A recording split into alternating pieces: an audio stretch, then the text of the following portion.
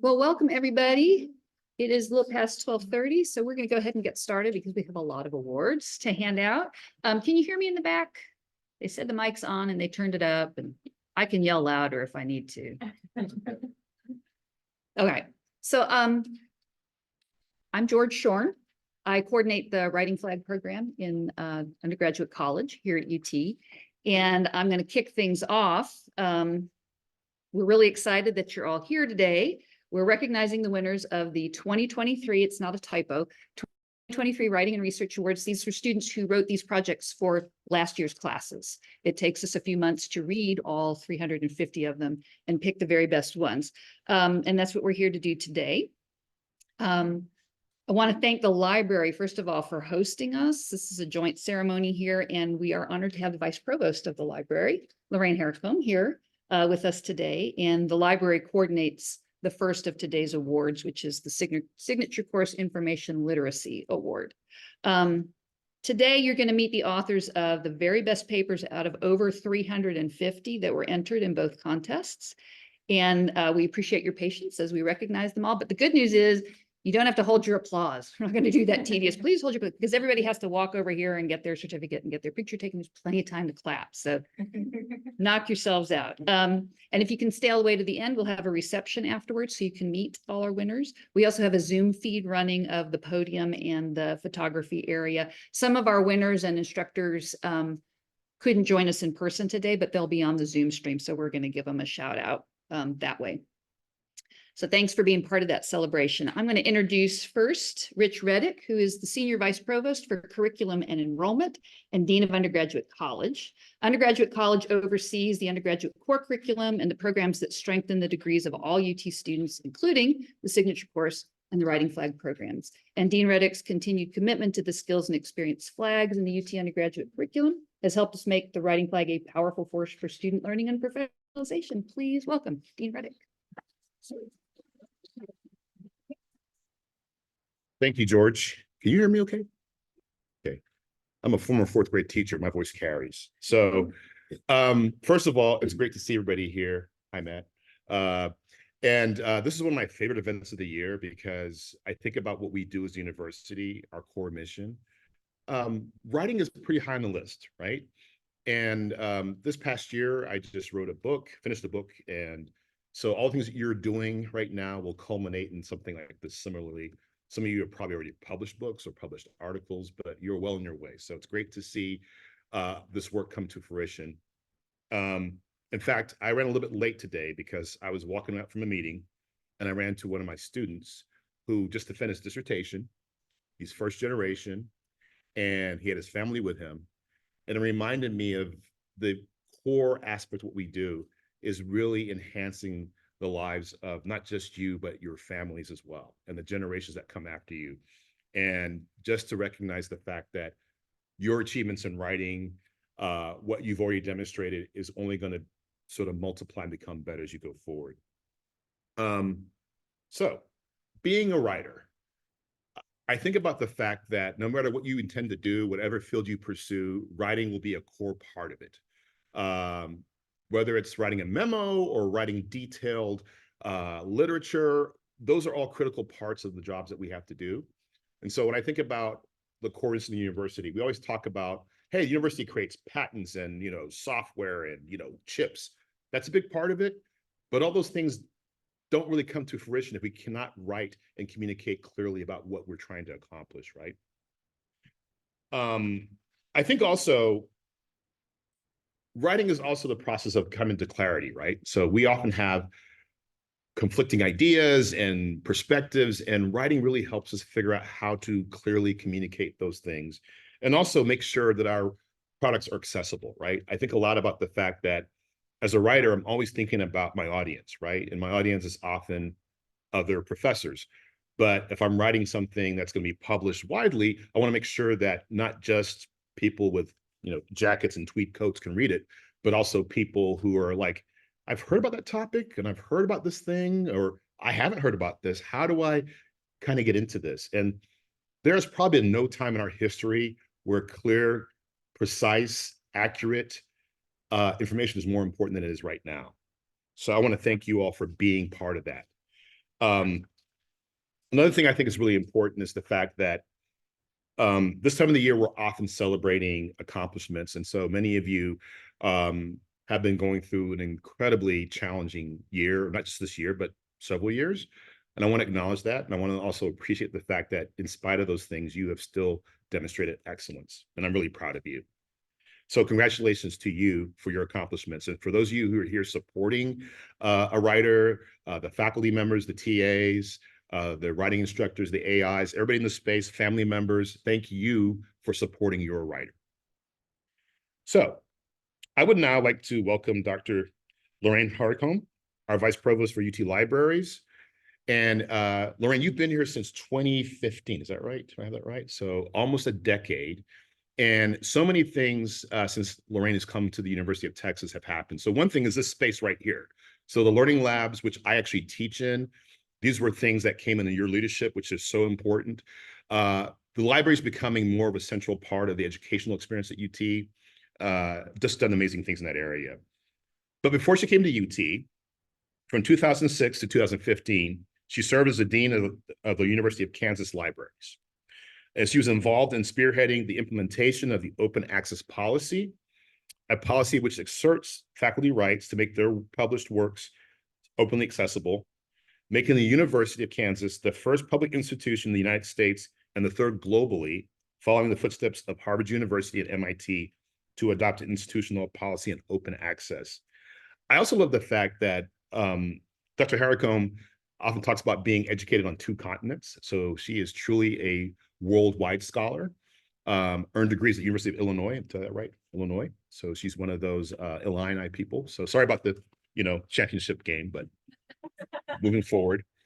But I'm really pleased to have her colleague as a senior vice provost, and more importantly, to have her leading our libraries, which are such a critical part of what makes you excellent writers. So without any further ado, Dr. Haricombe.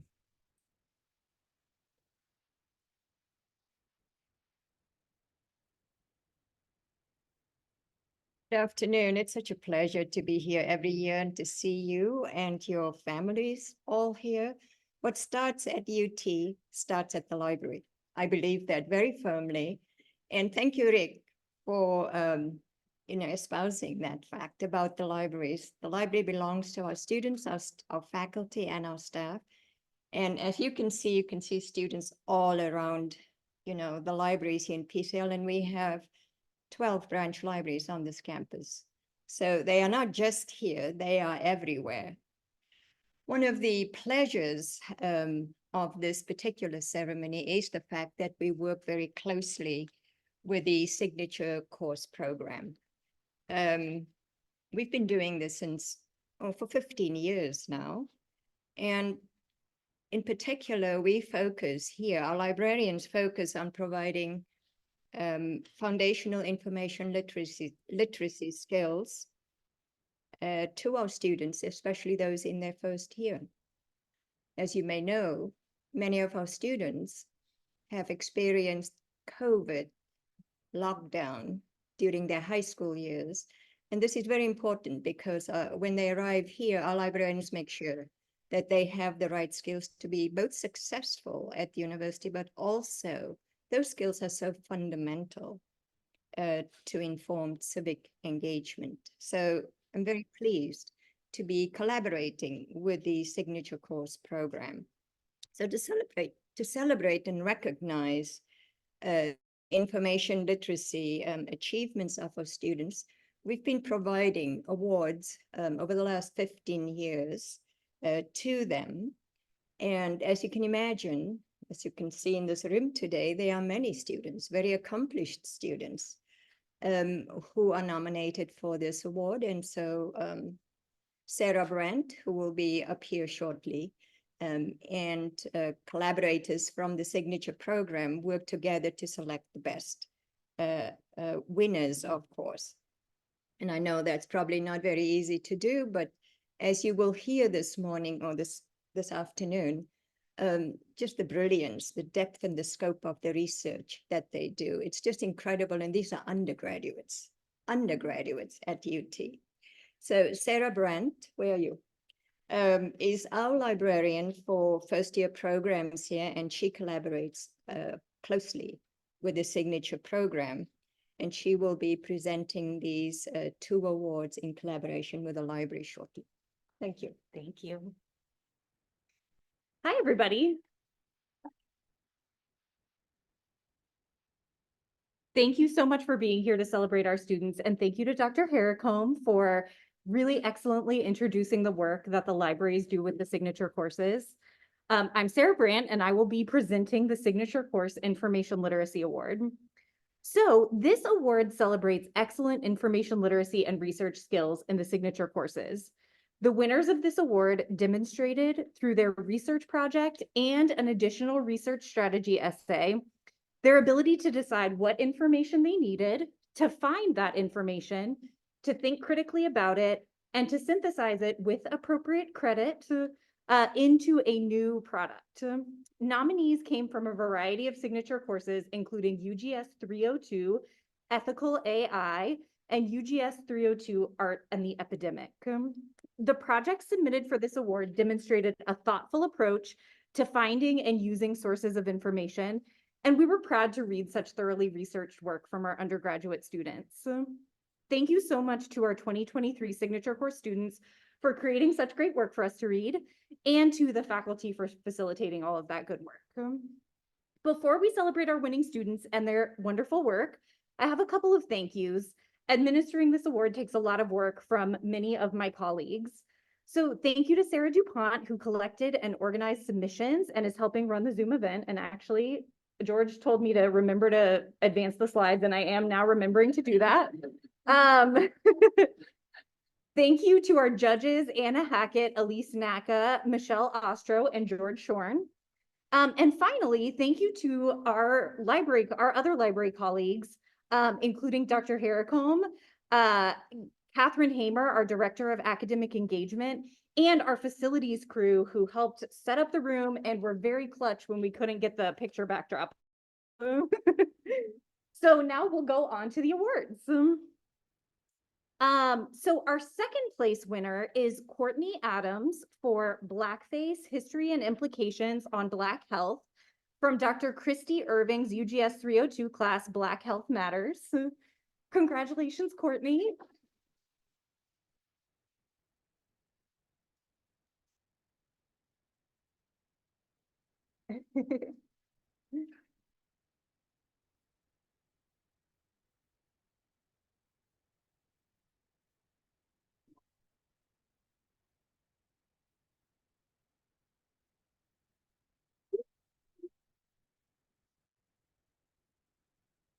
And our first place winner is Josh Maxwell for Insights from the Study of Sword Combat in the Iliad from Adam Rabinowitz's UGS 302 course, Tales of the Trojan War.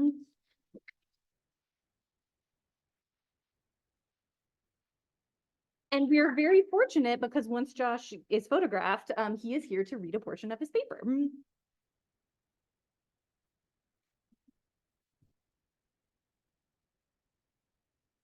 So Josh, I'll turn it over to you. Let me pull it up here real quick. All right, so this was Insights from the Study of Sword Combat in the Iliad. All right.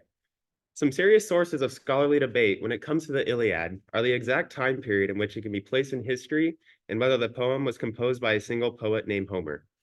Most scholars agree that the Trojan War, and by extension, the events of the Iliad, took place in the late Bronze Age.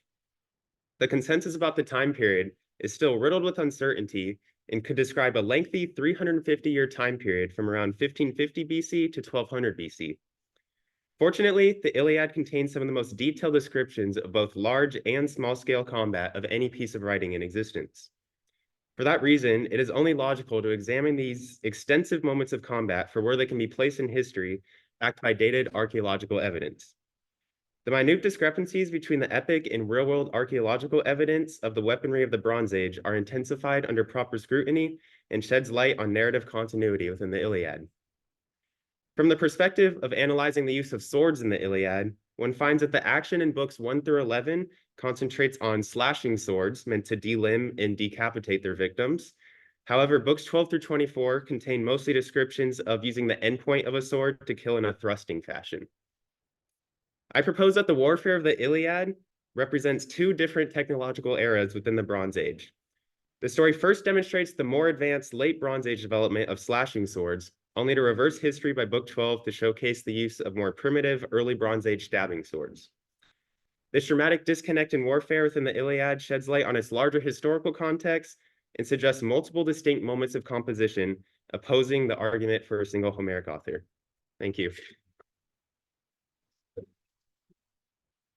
Oh, yeah. All right, well, I bet you didn't know you were going to learn something about combat in the Iliad today, but you did, right? Thanks so much, Josh, for reading your work, and congratulations to both of our winners. And I will turn things back over to George now to present the Writing Flag Awards. So. Right, thank you. I always learn so much when we are judging the awards. This was the 8th year of the Writing Flag Awards, and like I said, it was a crowded field, but just to impress upon you the breadth of the program that we're talking about here, the students who submitted work in these contests were enrolled in 12 different colleges and schools at UT, so almost every single school with an undergraduate major, and they represented at least 83 different majors. The classes they wrote for spanned at least 59 home departments, and they had titles like Great Works in Medicine, Sonic Ethnography, Speech in American Culture, Chinese Ethics and Political Philosophy, Law, Liberty, and Faith, Banned Books and Novel Ideas, The Politics of Voter Suppression, the Black Power Movement, Neuromuscular Control, that's in kinesiology, Modern Egypt in Film and Fiction, Ethics in Data Science and Affective Computing, War and Violence in American History, and Cultural Humility in Healthcare. So all of these classes and many more carry that writing intensive Writing Flag designation. We're talking about over 31,000 seats filled every year in Writing Flag classes. And I just want to brag a little bit and say that the Center for the Skills and Experience Flags manages all these courses. We're delighted to be here today with you. Our Assistant Dean for Academic Initiatives, Jeanette Herman, has joined us. She oversees the Flag Center, and I want to acknowledge her indispensable support for the Writing Flag program. And I need to shout out to these other really important support services that students have in Writing Flag class. The UT Library, you've already heard from, instrumental in guiding students through the research process. The library also facilitates the publication of our winners' works in the searchable and publicly available Texas ScholarWorks archive online. So after the ceremony, every winning entry will be available to read online. In fact, you can go back through 8 years of the contest now and read everything that has won a prize here. I also want to mention the University Writing Center, which is just the corner and logs thousands of one-on-one consultations every semester where trained staff work with students to improve their writing. UWC Director Jackie Rose and Assistant Director Alice Bott have been very supportive of this awards program and graduate writers at UT. Also, the Sanger Learning Center, which is part of undergraduate college and offers a host of student support services, including the Public Speaking Center, whose director, Dr. Aaron Cotter, helped our winners prepare for their presentations today. And then, of course, we had hundreds of instructors teaching these thousands of Writing Flag students every year, giving them individualized feedback on their work, teaching them the vital skills of drafting and revision. Some of them are with us here today. I know Adam Rabinowitz is here. He's the instructor. There he is for the student who just read, taught about the Trojan War. So we want to thank all of those, and we want to thank also our judges. Let's see if I can advance this properly. Here we go. Here's our judges. I really have my work cut out for me when I go to find people who are qualified to read the 350 plus entries every year in all of these different fields. So luckily, I know a lot of smart people, apparently. I know a lot of attorneys. Keiko Ichie is a patent attorney. I know Melinda Nuss and Jose Skinner, who own a bookstore. I know people all over this campus and across the community who are kind enough to help me. Sometimes I have to find people who can read in Portuguese or whatever language the paper comes in. And so it's very important to thank our judges. And I do want to point out, occasionally we have instructors acting as judges for the contest, but we never have a judge read in the same category if they have any students entered in the contest. So there is no favoritism going on in the judging. And finally, I need to acknowledge the Robert C. and Fallon B. Vaughn Commission of 125 Excellence Endowment, which was created for the strategic implementation of the recommendations of the Commission of 125. That's what created the FLAGS program. The Vaughn Endowment makes these awards possible. All right, so our first category in the Writing Flag Awards is the critical persuasive category. This is writing that aims to change readers' opinions. All of these writers urged readers to entertain a specific critical perspective using evidence and logic, sometimes using outside sources, but not always. Judges in this category looked particularly for artful treatment of the subject, logic, voice, and style. The judges want to recognize 3 students with honorable mentions. First, we have Samantha Spencer, writing for Enzo Vasquez Torral's course, Performance as Public Practice. She earned an honorable mention for her work. Big Talk, Risk for Reward. Congratulations to Samantha. This was a really cool paper about Cirque du Soleil and kind of like their insurance travails. It was really interesting. I was an art major. Congratulations to Samantha.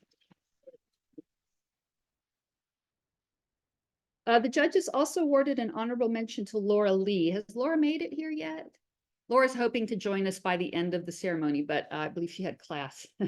So she was writing for Taylor Johnson Carahan's class Unburied, Ancestral Remains, and received an honorable mention for her work, Museum of Intolerance, Domestic Unburial and American Influences in the Desecration of Mamala Cemetery. So congratulations to Laura.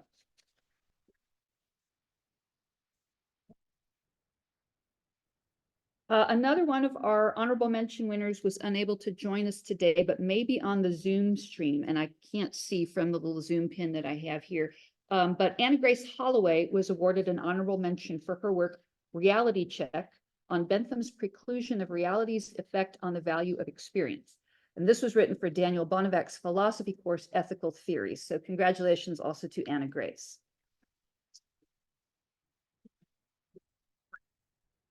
Third place in the critical persuasive category was awarded to Teresa Brode for her piece, Colorism as a Result of Colonization and Global Ramifications, which she wrote for Mehdi Hagshanas's class, What We See, What We Believe. Please join me in congratulating Teresa.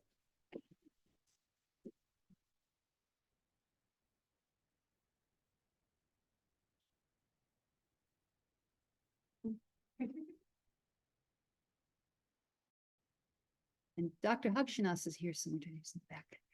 Congratulations to you too. Our second place winner in this category, Cherry Chu, was recognized by the judges for her entry, Title 25 Policy Review, Windowless Housing in West Campus.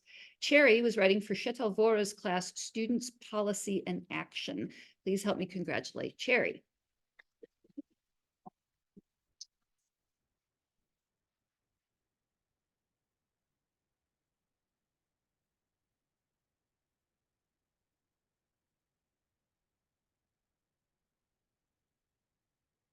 First place in the critical persuasive category goes to Nora Deswart.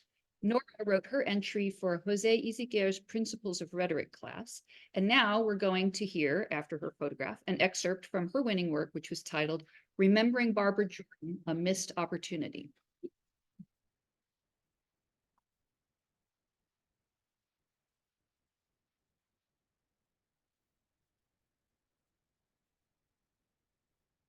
Are you in Firefox or Chrome? Oh, you don't have it. Back on. Put it in the slide.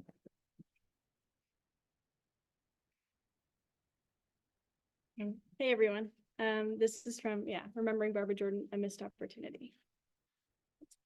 Okay, just as we scrutinize Confederate statues for their implicit ties to white supremacy, we must also critically examine the statue of Barbara Jordan and expose its omission of any reference to her disability, a significant part of her lived experience.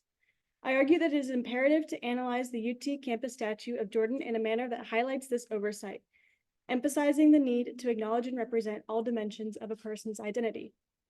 Some may counter this, arguing that Jordan was more than just her disability, but I maintain that her reputation for being a powerful orator was not impacted by her multiple sclerosis, leaving no justifiable reason for omitting this detail from the memorial. Barbara Jordan was not the first or only member of US government with a bodily disability, and she is certainly not the last. A prime example is Franklin D. Roosevelt, who suffered from infantile paralysis and thus struggled with the use of his legs. However, unlike FDR's memorial, which portrays him in a wheelchair, visitors entering the Barbara Jordan Memorial campus at UT are greeted with an 8'4" tall bronze statue with excuse me, I'm sorry, I'm not good at public speaking. Okay, 8'4" tall bronze statue of a Barbara Jordan poised with her hands on her hips and an inviting smile. She looks prepared for anything that may come her way. Her strength is further emphasized by the fact that her statue is made of bronze, which is the most durable metal known to man. From this alone, there is no indication of a physical disability, and thus this particular memorial is asking audiences to remember her as perfectly able-bodied and healthy. This is problematic in that it actively ignores the fact that by the time Barbara Jordan had become a professor at UT Austin's Lyndon B. Johnson School of Public Affairs in 1979, she was confined to a wheelchair due to her multiple sclerosis. For a statue of a person that apparently provides a clear link between UT Austin, unlike that of any of the individuals honored by the statuary currently present on UT campus, omitting the fact that she used a wheelchair for the entirety of time at UT is incredibly problematic, to say the least. Furthermore, the two 10-foot granite slabs flanking the left and right sides of the bronze statue are engraved with various quotes relating to equality, democracy, and the American Constitution that came from Jordan's 1976 keynote address, a speech she famously gave from a wheelchair.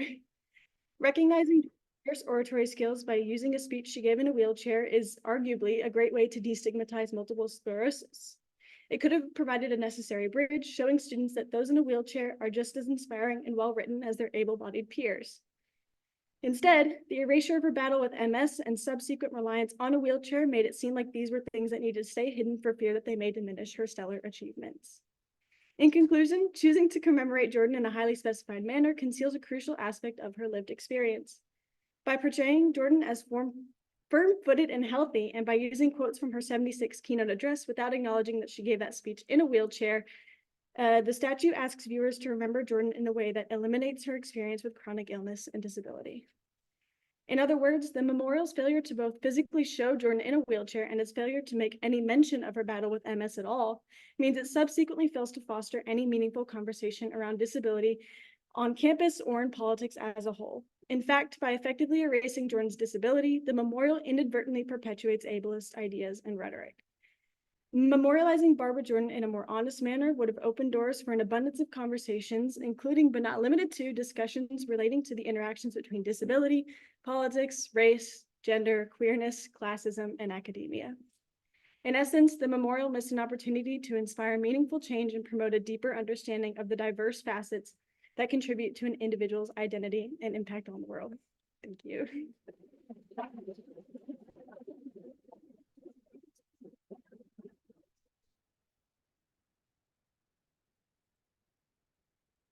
Thank you so much, Nora. We're going to go next to the creative reflective category. These entries tend to come from classes and departments like creative writing or English, and we have some of those today, but the range of majors represented among the students who enter and win is always, to me, really striking. Our winners this year are majoring in English and rhetoric, but also in journalism, public health, and nutrition. So we have very creative writers all over this campus. The judges in this category were reading poems, plays, fiction, and creative nonfiction, and they were looking particularly for inventiveness, insight, and narrative expression. 3 students received honorable mentions from the judges in this category. Avery Scoggins for her piece, That Which Remains, written for Krzysztof Piekarski's class, Rhetoric of the Essay. Please join me in congratulating Avery.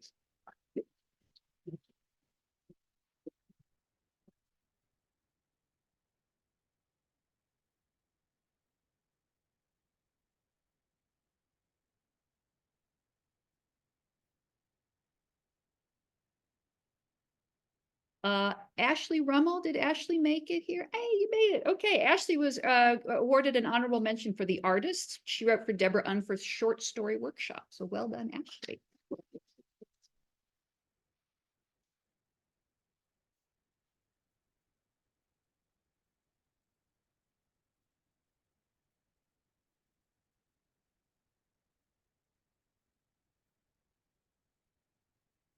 And Leah Forrest, who I believe was unable to join us today, earned an honorable mention for her work, My Battlefield Skin, which was written for Matt Valentine's class, Writing Narratives.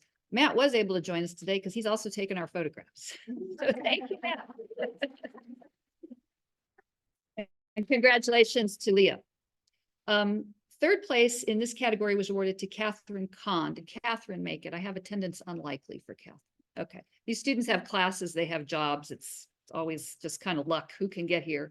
Catherine was writing for Peter LaSalle's Advanced Fiction Workshop. Please join me in congratulating her for her piece, Where Do All the Jews Go?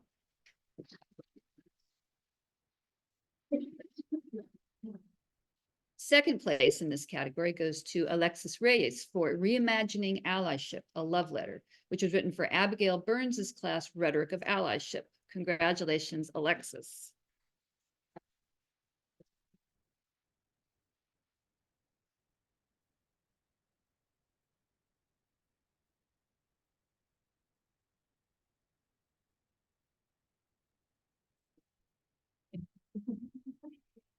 And first place in the Creative Reflective category was awarded to Emily Engelbart for her work, Gulf Coasters Work to Restore the Bay's Kidneys. Emily was writing for John Schwartz's class, Reporting on the Environment. I think if John's not here, he was hoping to join us on Zoom. So congratulations to Emily, who's going to share a portion of her work with us after her photo.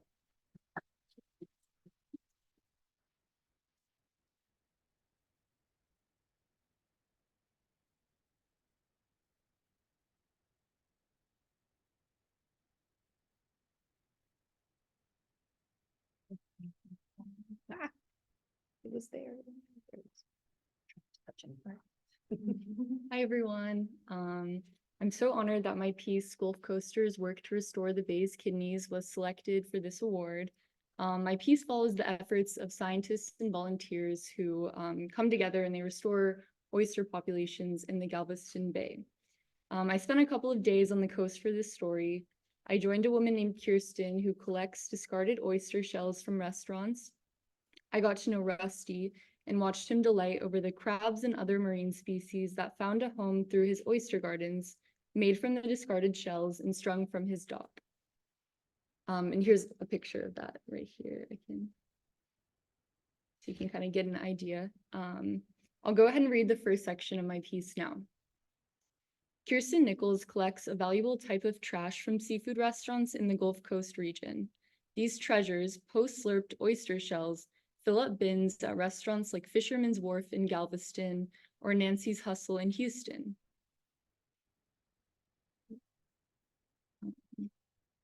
Kind of see some of the shells, there's a lot of them. After a day of rounding up the bins, Nichols drives her truck, which sometimes hauls over 2,000 pounds of shells that can do more good in the sea than a landfill. So the sea is exactly where Nichols puts them, with a team of volunteers and scientists. They collect recycled shells from restaurants they partner with and construct the shells into underwater oyster gardens to recruit baby oysters. That's kind of the team cleaning them. Okay, eventually they contribute these proliferated gardens to a larger oyster reef in the bay, which they've been adding to for years. One shell at a time, we're trying to put it all back, said Nichols. And as marine conservation is an area that I'm particularly interested in, I really appreciate getting the opportunity to share this kind of community efforts to that should truly lead to a healthier bay, at least in Galveston. So I hope you all get a chance to read the whole piece, and congratulations to the other recipients. So, thank you.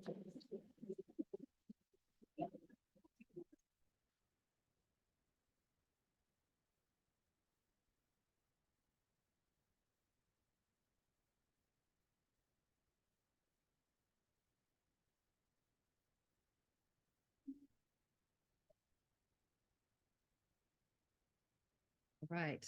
Thank you, Emily. So now we're going to move on to the research categories. Research is always our most competitive category because this is a Research One institution, so students do a lot of research writing here. We had 200 research entries this year. So what we do to make things a little easier on our judges and to give more students a chance to win is we split those entries into two categories. We have a lab pool and a humanities pool. And works that have a more data-driven or control versus variable approach are judged in the lab category.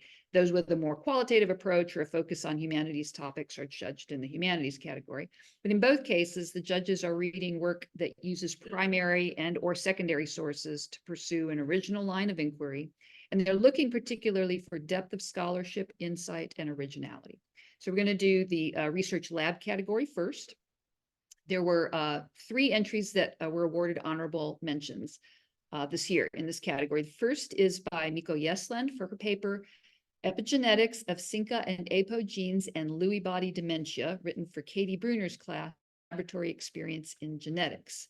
Congratulations, Miko.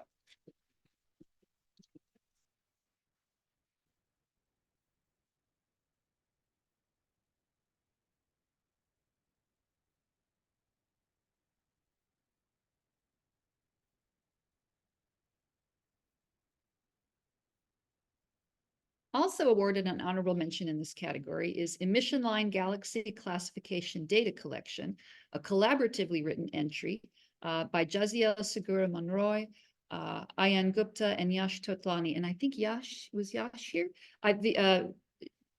Jaziel was hoping to join us via Zoom, and I think Ayan, I'm not sure, could join us either way, but we're glad that Yash is here. And they wrote this piece for Shayamal Mitra's class, Geometry of Space, which is part of the Freshman Research Initiative. So congratulations to Jaziel, Ayan, and Yash.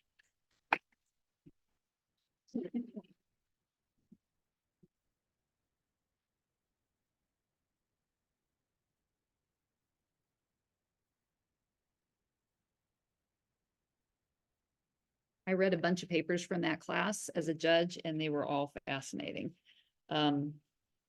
I learned so much every time I read for this contest. I would like to give a lot more prizes than we're able to give out.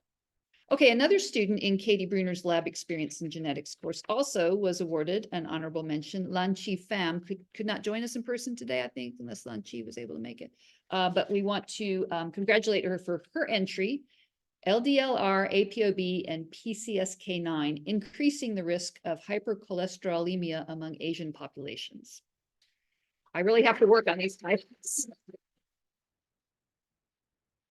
The next one is my big one. I had to practice this one. All right, so taking 3rd place in the research lab category is Sabrina Reyes, whose entry, Current Analysis of Color Separation of Chiral Enantiomers via pyrogallol red indicator and UV-Vis spectrophotometry and future applications for chiral identification, was written for Pedro Matola's class, Organic Chemistry Laboratory, also part of the Freshman Research Initiative. Congratulations to you, Sabrina. Thank you for telling me how to pronounce enantiomers. You can't find that out on YouTube, as it turns out. Thank you. I sweated over that one. The judges awarded 2nd place in this category to Caroline Whitmarsh for her work examining working memory and forgetfulness through serial position curves. This was written for David Gilden's experimental psychology class. Please help me congratulate Caroline.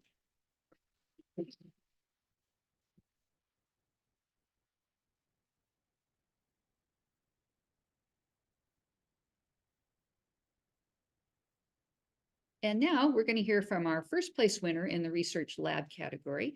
Peyton Antonacci was a student in Katie Bruner's Lab Experience in Genetics class, which comes up a lot in these awards. She'll be presenting an excerpt from her work, Unraveling the Genetic Tapestry of Schizophrenia Spectrum Disorder, Insights into Immune-Mediated Mechanisms. Congratulations, Peyton.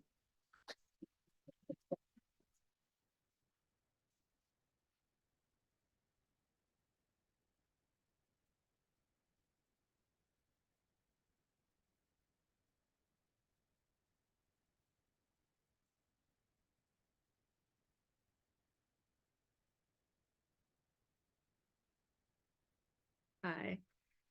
What, can you hear me? Okay, sorry. I'm just going to read a brief excerpt from my paper.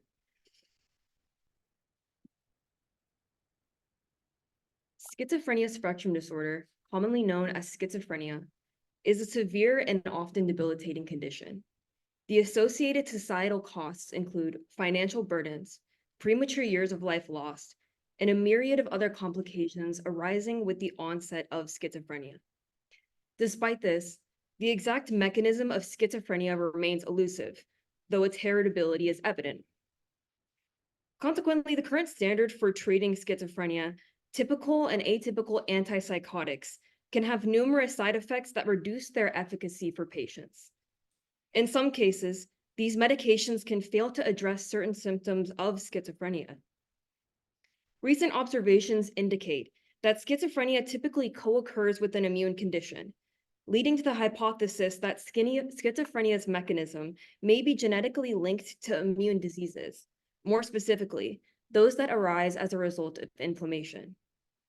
In light of substantial evidence suggesting the involvement of inflammatory conditions in the mechanism of schizophrenia, anti-inflammatory drugs emerge as a potential frontier for treating or preventing schizophrenia at its early onset. A previous study delved into specific genes that exhibited less activity in the brains of patients with schizophrenia during inflammatory responses compared to the control.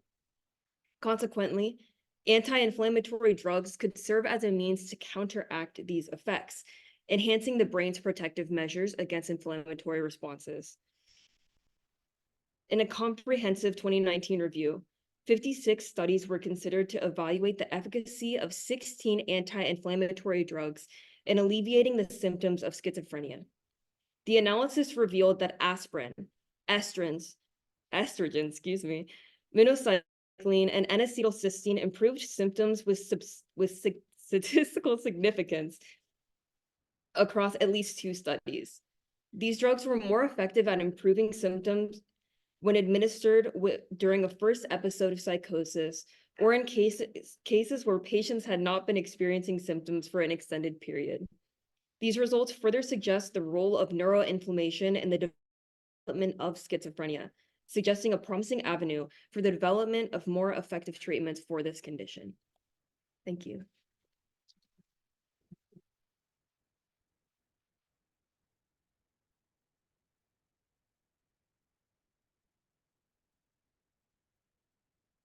Thank you, Peyton. All right, our final category today is the Research Humanities category. These are, again, works using primary or secondary sources to pursue an original line of inquiry, and the judges are looking for depth of scholarship, insight, and originality. We had honorable mentions awarded to 2 students in this category. Michaela Baumann, who is hoping to join us via Zoom, was unable to be here in person because she's presenting at another conference today. She was awarded an honorable mention for her work, A Gothic Portrayal of Mothering in Mary Shelley's Frankenstein, which was written for Terry Fickling's class, Women, Gender, Literature, and Culture. So please help me congratulate Michaela. We also had an honorable mention for Eve Santoy. Was Eve able to make it today? Yes, Eve's here. For Maya Portals, Mirrors, Divination, and the Underworld in Maya Visual and Material Culture. Eve wrote this piece for Astrid Rungaudier's class, Architecture and Sculpture in the Maya World. So congratulations to you, Eve.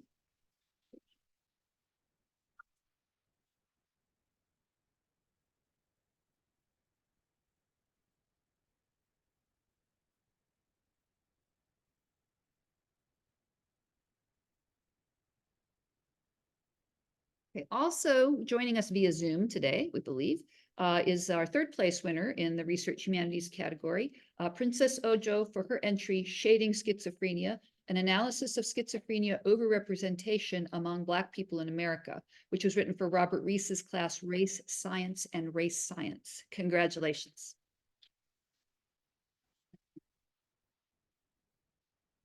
Our 2nd place winner in this category, Brian Earl, had hoped to be here, but is working. Oh, you made it. You made it. Brian's here. Okay. For Joseph Lister's approach to popularizing antisepsis and its applications to modern surgical advancement. This was written for Todd Curtis's class, Great Works in Medicine. Congratulations, Brian.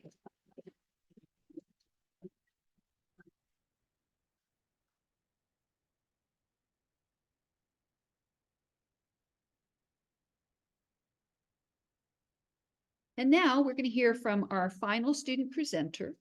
Nina Datz was awarded 1st place by the judges in the Research Humanities category for her entry, Galileo's Brush with Artistry, the intersection of art and science in Seicento, Italy. Nina's work was written for Bruce Hunt's capstone course in history. Please help me congratulate Nina.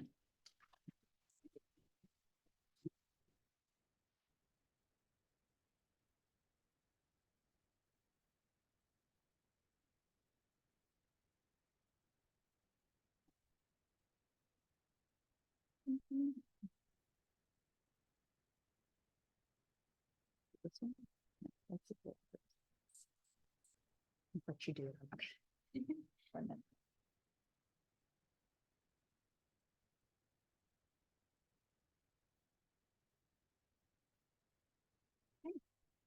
Hello and thank you. I'm super honored to be up here today. I'm going to be reading a little excerpt from my paper that I wrote, Galileo's Brush with Artistry, the intersection of art and science in Seicento, Italy.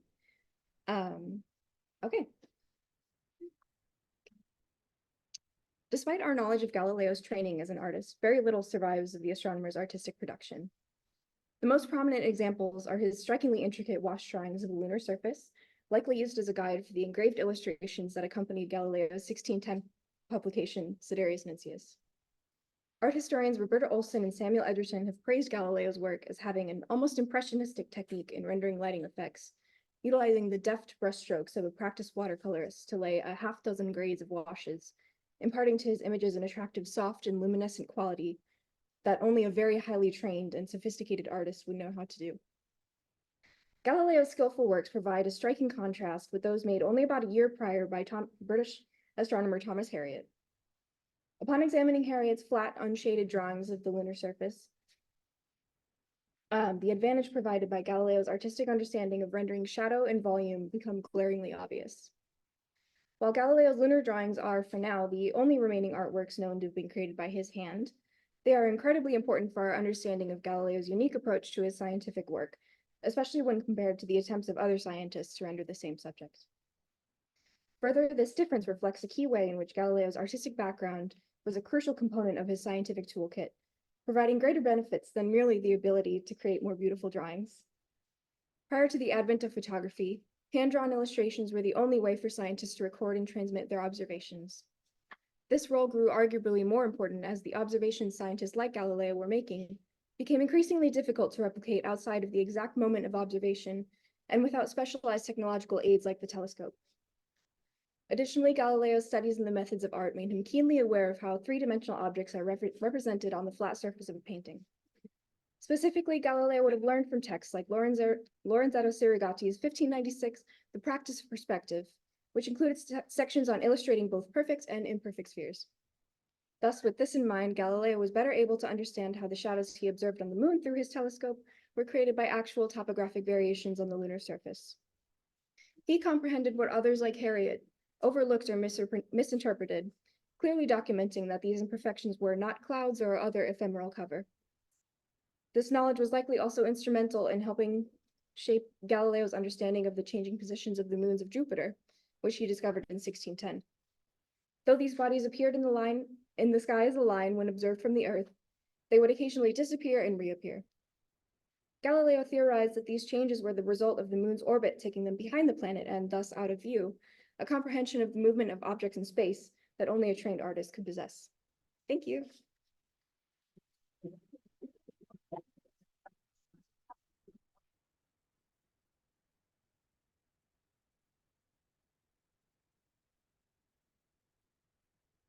Thank you so much, Nina. And I really loved that piece in particular. As I said, I was an art major a long time ago, but also my dad was an astronomer. So I've seen the moon a lot, and seeing that connection between understanding what you see and how you render it and what that means in terms of the physical was really interesting to me. Doesn't your brain just feel bigger after hearing all of these papers? So that brings us to the conclusion of the 8th year of our Writing and Research Awards. One more congratulations to our contestants, judges, instructors, support staff, our hardworking Zoom team, and our photographer, and all of you who have supported these writers and given them much needed encouragement. We hope you can now stay for a reception where you can ask all of the winners about their work. And please tell your friends that submissions for the 2024 Student Writing Flag Awards will be open shortly on our website. You can find the full contest rules there. Anything you write in an undergraduate writing flag class this year will be eligible. This year's winning works will be published online later this month in the Texas ScholarWorks Archive. Thank you to Scholarly Communications Librarian Colleen Lyon and Digital Repository Specialist Gilbert Borrego, who facilitate that publication. We'll have links to all of those publications on our website also, and there will be a link to the Zoom recording. So if you want to relive these happy memories, you can do that there. And from all of us at the School of Undergraduate College and the UT Libraries, we want to thank you so much for coming, for supporting these writers, for supporting writing, and we'll read you next year.